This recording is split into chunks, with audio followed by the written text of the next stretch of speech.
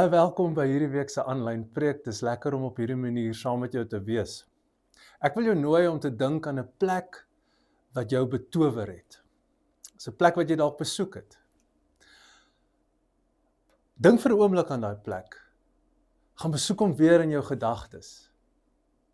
Was dit dalk die kultuur wat jy daar waargeneem het, wat jou betower het, die mense? Was dit dalk die geskiedenis van die geboue of van die omgewing? Was dit die kos? Was dit die skoonheid? Ek kan nogal aan 'n paar plekke dink wat my al in my lewe betower het. Baie plekke oor see, maar ook plekke in ons eie land en nader aan ons eie land. Twee sulke plekke is nogal vir my baie betekenisvol, want dit sê vir my van ietsie van betowering. En ek het albei self beleef. In Hermanus is daar 'n restaurant. Die restaurant se naam is Bintang's Cave. En hy is in die baadjie van Hermanus daar naby die dorp, weer die middedorp. En dan gaan jy met trappe af en dan sit jy daar op die rotse. En ek het 'n foto vir jou op die skerm gesit van dit. En jy kan nogal 'n idee kry, jy sien waar die branders breek en dan eet jy van die lekkerste seekos wat jy in jou lewe sal eet. Kan ons 'n oomblik van stilte vir 'n lekker prawn en 'n calamari en 'n lynvisie, net so 'n oomblik van stilte hê. Lekker seekos. En dan as jy op die regte tyd van die jaar is, kom die walvisse in die baai in. Dis 'n plek van betowering. 'n ander plek wat ek by was, is die sogenaamde Devil's Pool, wat jy kry by die Victoria Valle. Nou ons almal weet dat die Victoria Valle is die Zambesi rivier word amper 1 kilometer breed voordat hy dan 100 meter afstort en een van die mooiste watervalle in die wêreld maak. Massas water wat daar afgaan. 'n Gevaarlike plek. Maar op die rand, op een spesifieke plek by hierdie waterval, is daar 'n poel wat jy kan inspring en jy voel geen trekking nie. En dan kan jy in hierdie poel gaan tot op die punt en as 'n ware oorloer af by die waterval, maar jy val nie af nie. Daar's geen sirkulasie nie. Dis Devil's Pool. Dis 'n plek wat my betower het. Jy het ook seker al aan baie sulke plekke gedink, maar weet jy die interessante is dat navorsing sê dat dit is nie noodwendig net die plek wat die betowering bring nie. Dit speel 'n rol. Maar dit het te doen met jou gemoedstoestand op daai oomblik. Ek meen, jy kan van die mooiste goed beleef, maar as jy in 'n seisoen van depressie is daai plek nie betowerend nie. En as jy jou gemoedstoestand het daarmee te doen en die geselskap saam met wie jy daar is, het baie daarmee te doen. Nou ons is besig met 'n reeks wat ons kyk uit die skepingsverhale. En die uitnodiging is om te verstaan, hoekom is ons gemaak? Hoekom is ons hier op aarde geplaas? En weet jy wat, vandag praat ons spesifiek oor die gedagte dat jy is geplaas. En jy's nie op 'n perfekte plek geplaas nie.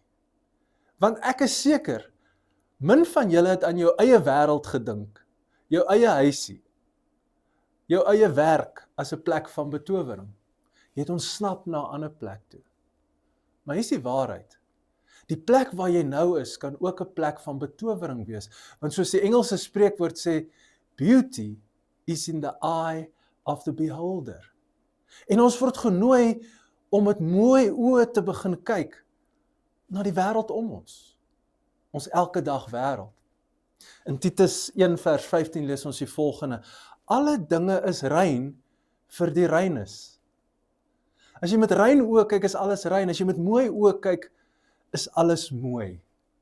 Vandag nooi ek jou om te besef dat God het jou op 'n plek geplaas waar hy wil hê jy moet floreer en 'n verskil maak. Kom ons lees weer vanuit Genesis 2, enkele verse saam. En die Here God het die mens geformeer uit die stof van die aarde en in sy neus die asem van die lewe geblaas. So het dan die mens 'n lewende siel geword. Ook het die Here God 'n tuin geplant in Eden, in die ooste, en daar aan die mens wat hy geformeer het, 'n plek gegee. Toe het die Here God die mens geneem en hom in die tuin van Eden gestel om dit te bewerk en te bewaak. En die Here God het aan die mens bevel gegee en gesê, van al die bome van die tuin mag jy vry eet, maar van die boom van kennis van goed en kwaad, daarvan mag jy nie eet nie. Want die dag as jy daarvan eet, sal jy sekerlik sterwe. Eerste gedagte, God gee vir ons 'n plek. Luister wat sê vers 8. Hy het 'n tuin geplant in Eden in die ooste en daar aan die mens wat hy geformeer het, 'n plek gegee. En dan sien ons 'n paar verse later, vers 15, toe die Here God die mens geneem en hom in die tuin gestel. Ek en jy word geplaas op 'n spesifieke plek. Hierdie plek is nie perfek nie. Hierdie plek is nie sonder sy probleme nie. Hierdie plek is 'n plek waar daar goed is en waar daar sleg is. Hierdie is 'n plek waar goeie goed met goeie goed gebeur, maar waar slegte goed ook met slegte mense gebeur. Hierdie is 'n plek waar daar goed binne jou beheer is, maar daar is ook 'n plek waar goed buite ons beheer is. Maar ons is hier geplaas. Dis die wêreld waarin ons geplaas het en die wêreld waar God ons nooi om te floreer. As ons in Korintiërs lees, dan skryf Paulus, hy skryf so 'n bietjie hier oor met wie moet jy trou en hoe moet jy maak en spesifiek, en dan sê hy, maar elkeen moet wandel net soos God hom toebedeel het, soos die Here elkeen geroep het. As jy nou 'n moderne vertaling sal sê, elkeen moet speel met die kaarte wat vir hom gedeel word. Jy kan nie ander kaarte kry nie. En ek en jy is in 'n wêreld geplaas, in 'n spesifieke omgewing waar ons moet floreer. Ons het 'n plek. En hierdie plek het verskillende wêrelde. Dis 'n plek waar daar 'n wêreld van gesin is. Dis heel waarskynlik die eerste ding wat jy van jou plek ontdek as jy gebore word, jy besef wie's 'n gesin. Meeste van ons wat so gelukkig is om in 'n gesin groot te word. Maar dis ook 'n plek van vriende. Dis 'n plek van romanse, van verhoudings. Dis 'n plek van studies of van werk. Dis 'n plek van finansies. Dis 'n plek van moeilike mense, maklike mense. Dis 'n plek waar daar 'n geloofsgemeenskap is. En al hierdie dinge verskil vir ons elkeen en lyk anders vir ons elkeen, maar God wil hê dat ons in hierdie spesifieke wêreld sal floreer. Dat ons sal wortels skiet daar. Interessant, die Hebreëse woord vir in die tuin gestel moet eerder vertaal word, hy die mens tot rus te laat kom. Hy die mens rus laat vind. Ken jy rustelose mense? Het jou ouers of jou huweliksmaat al iewers vir jou gegee, kan jy net tot rus te kom? Hy het vir die mens gesê, kom tot ruste in hierdie plek wat ek jou stel. Ek ken mense wat baie keer tot 2 keer 'n jaar oppak en trek. Vir redes of baie keer sommer vir geen redes. As ek kyk na daardie mense se lewens, is hulle impak baie laag in die plek wat hulle gestel is. Hulle impak is baie laag in hulle familie se lewens, in hulle vriende se lewens. Want hulle is nie lank genoeg daar nie. Hulle is hastig om uit hierdie plek te wil ontsnap.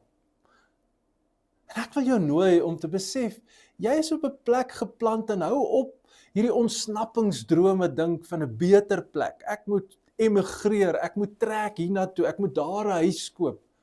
Besef maar, ek ontwaak vir waar God my geplaas het. En dis die eerste uitnodiging wat na jou toe kom vandag. Ontwaak vir die plek waar jy geplaas is. Maar tweedens, dan sien ons dat hierdie plek waar God ons plaas, is 'n plek van keuses. Hy gee vir die mens net mooi alles wat die mens nodig het in hierdie tuin. Geen behoefte nie. Hy sê, en jy kan ook van alles eet, behalwe daar's een boom waarvan jy nie mag eet nie, want as jy daarvan eet, gaan jy afgesny wees, gaan jy sterwe. Ek wonder baie keer, hoekom sou God as 'n ware 'n versoeking in die perfekte plek sit. Hoekom sal hy dan nou sê, julle mag nie daarvan eet nie, want dan gaan julle afgesny word. En as mens mooi daaroor dink, dan sê dit eintlik ietsie van commitment en van verhouding. Want omdat ons na sy beeld geskape is, het ons as mens die vermoë om te kies, om ja te kan sê of om nee te kan sê. En deurdat ons kies, wys ons commitment en wys ons waar ons hart lê en hoe ons voel oor 'n saak. En hier is hierdie boom in die tuin en solank die mens kies om nee te sê vir hierdie boom, kies hulle eintlik God. Dit werk so in verhoudings ook. Ek sê nee vir iemand anders en ek sê ja vir jou om saam met jou uit te gaan of om met jou te trou. Ek sê nee vir 'n buiteegterlike versoeking of verhouding, want ek sê ja vir jou. So dit wys my commitment. Commitment en liefde word gemaak of gewys deur ons keuses. En God wil hê die mens moet kies en hy sit ons ook op hierdie plek waar ons geplaas is en die uitdaging kom na jou toe. Maak die regte keuses. Want daar gaan dinge jou pad langs kom wat jou wil laat afsny. Wat jy op die verkeerde plek gaan laat land, wat jy op die ou ende by 'n plek van berou gaan uitbring, en jy moet kan nee sê. En God sit juist daai boom daar, sodat die mens kan leer om nee te sê, want hier's die groot waarheid. Wanneer ons vir sekere goed nee sê, sê ons eintlik vir ander goed ja. God sê vir hulle wat gaan gebeur as hulle van die boom eet. Maar nog steeds wil die mens self uitvind. En klink dit nie vir jou bekend nie? Voel dit nie vir jou bekend nie? Ons weet wat verkeerd is. En ons weet wat die gevolge van sekere verkeerde dade is, maar wat doen ons? Ons wil vir onsself uitvind. Ons sê ja vir die verkeerde goed, want ons wil vir onsself uitvind. En land dan op 'n plek waar ons nie wil wees nie. Interessant, Jesus, voordat hy sy bediening begin het op aarde, lees ons dat hy in die woestyn ingaan en hy word versoek in die woestyn. En ons lees in die storie, daar's 3 versoekings wat na hom toe kom. En hy moes vir al 3 hierdie versoekings nee sê. En die beginsel agter dit is, as Jesus nie nee gesê het vir hierdie versoekings nie, sou hy nooit die ja's kon sê, wat hy in die res van sy bediening op aarde kon sê nie. Die ja vir die siekes, die ja vir sy disippels, die ja vir die gebrokenes, die ja vir die kruis en die dood en die opstanding. As hy sy ja op die verkeerde plek gesê het, sou hy nooit daai ja's kon sê nie. En dit gebeur in ons lewe ook. Ons word genooi. En baie keer hou ons nie van nee sê nie. Want nee is nie 'n gewilde woord nie. Toe jy klein is, jy maklik nee gesê. Kom bad, nee. Eet jou kos, nee. Moenie jou boetie slaan nie, nee. Maar soos jy ouer word, besef jy, maar my nee het 'n gevolg, ek word gestraf. Ek's nie so gewild as ek heeltyd nee sê nie. Ek's meer gewild as ek ja sê, en dit maak dat ons vir allerhande goed ja sê. Ons kalenders raak vol, ons programme raak vol, en ons optredes raak optredes wat dit nie moet wees nie, want ons sê vir verkeerde goed ja. Die uitnodiging wat na jou toe kom, is om keuses te maak. In hierdie plek waar jy geplaas is, maak die regte keuses. Hier is 'n aanhaling van iemand wat op 'n stadium te veel ja's gesê het. Sy skryf die volgende: If you, like me, and have said too many yeses, and found that all that hopeful, exciting, wide open intentions have left you scraped and empty, the word that changes everything is no. I know I didn't like that either, but no became the scalpel I used to remake my life. Dis is so 'n chirurgiese mes. As jy begin nee sê vir sekere goed, dan kan jy begin ja sê vir die regte goed. Waarvoor moet jy op die plek wat jy geplaas is heiliglik? Hierdie verskillende wêrelde wat ons sê, finansies, romanse, gesin, werk, waar is daar dalk 'n nee wat jy moet sê, en 'n dringende nee wat jy moet sê, sodat jy jou lewe kan oordoen? En dan in die derde plek sien ons, dat ons is in hierdie plek geplaas, om ons unieke gawes na die plek toe te bring. Hierdie plek het my unieke gawes nodig. Toe neem die Here God die mens sê, Hoofstuk 2 vers 15, stel hom in die tuin om dit te bewerk en te bewaak. En as jy in Genesis 1 hoor, lees, dan kry jy ook die woord heers. Ons word geplaas om hier die plek beter te maak. Ons moet hierdie plek beter maak.